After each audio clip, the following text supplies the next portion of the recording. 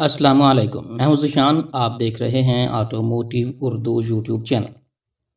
پیارے دوستو، گاڑی پر پیسے خرچ کرنا ایک بڑی سرمایہ کاری ہے جو کہ ہم سب کبھی نہ کبھی اپنی زندگی میں ایک بار ضرور کرتے ہیں، لیکن ایسا کرنے سے پہلے ہمیں بہت ساری چیزیں ذہن نشین کرنا ضروری ہے، جن میں گاڑی کی قیمت، مرمت اور اس کی دیکھ بھال پر آنے والے اخراجات کا تخمینہ شامل ہے۔ اسی میں گاڑی میں استعمال ہونے والے ایندھن کے معیار اور اس کے استعمال پر بھی خاص توجہ دینا بہت ضروری ہے۔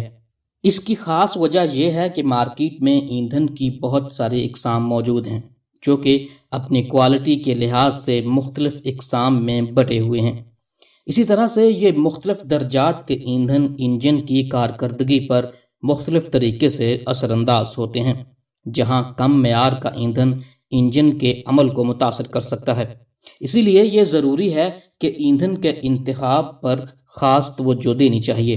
اب اس منطق پر غور کرتے ہوئے ایک اور سوال اٹھتا ہے کہ پیٹرول کی رنگت کیسی ہے اور ہم اپنے کار چلانے کے لیے مناسب معیار کی مصنوعات تک کیسے پہنچ سکتے ہیں۔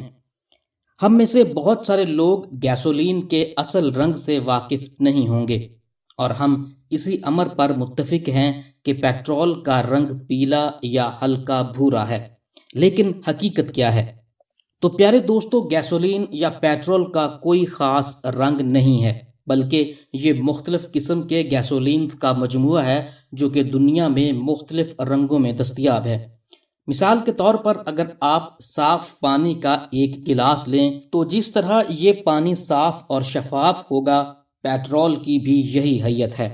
اب یہاں سوال یہ بھی پیدا ہوتا ہے کہ گیسولین میں رنگ کی کیا ضرورت اور کیوں اسے پیلے، سبز یا لال رنگ میں تبدیل کیا جاتا ہے؟ کیا کہیں یہ پیٹرول کی کارکردگی کو بہتر بنانے میں کردار ادا کرتا ہے، یا یہ پیٹرول میں کوئی بہترین خصوصیات پیدا کرتا ہے؟ یہ ایسے سوالات ہیں جو بہت سارے صارفین کے ذہن میں اٹھتے ہوں گے۔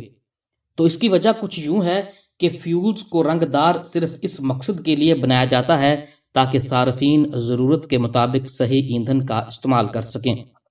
اس حقیقت کو سامنے رکھتے ہیں کہ روڈ پر مختلف اقسام کی گاڑیاں ہیں جو کہ مختلف فیولز کا استعمال کرتی ہیں۔ اب گاڑیوں میں اس فرق کو برقرار رکھنا ضروری ہے، کیونکہ ہائی کمپریشن ریشو رکھنے والے انجن ہائی آکٹین فیول استعمال کرتے ہیں، جبکہ روایتی گاڑیوں میں متوسط آکٹین فیول کا استعمال کیا جاتا ہے۔ اس لیے ایسی گاڑی جو ہائی آکٹین فیول کا استعمال کرتی ہے، اس میں اگر لو آکٹین ریٹنگ کا فیول استعمال کیا جائے گا تو اس گاڑی کا انجن ناکنگ اور مسنگ کی شکایت کرے گا، اور بالکل اسی طرح سے لو آکٹین فیول استعمال کرنے والے انجن ہائی آکٹین فیول کو بہتر طور پر کمپریس کرنے کے اہل نہیں ہوں گے۔ لیکن دور حاضر میں ECM کمپیوٹر کی جدید تکنیک پر مشتمل گاڑیوں میں نصب انجن ناکنگ اور مسنگ کی صورت میں اگنیشن ٹائمنگ کو ایڈجسٹ کر کے اس مسئلے پر قابو پا لیتے ہیں۔ اسی طرح سے اگر بات کی جائے فیول کی کوالٹی کی جو کہ ماحول دوست بھی ہو، تو اسے ان لیڈڈ فیول کا نام دیا جاتا ہے۔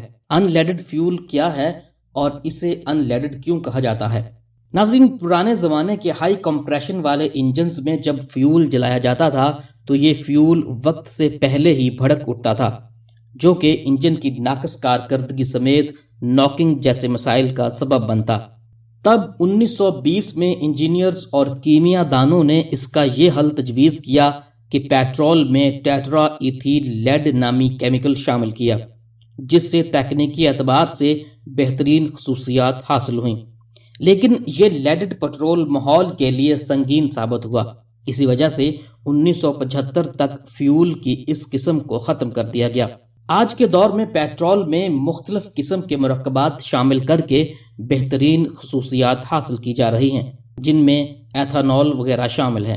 کیونکہ اس فیول میں ٹیٹرا ایتھائل لیڈ شامل نہیں ہے، اسی لیے اسے ان لیڈڈ فیول کہتے ہیں، اور یہ فیول ماحول کے اعتبار سے بہترین سمجھا جاتا ہے۔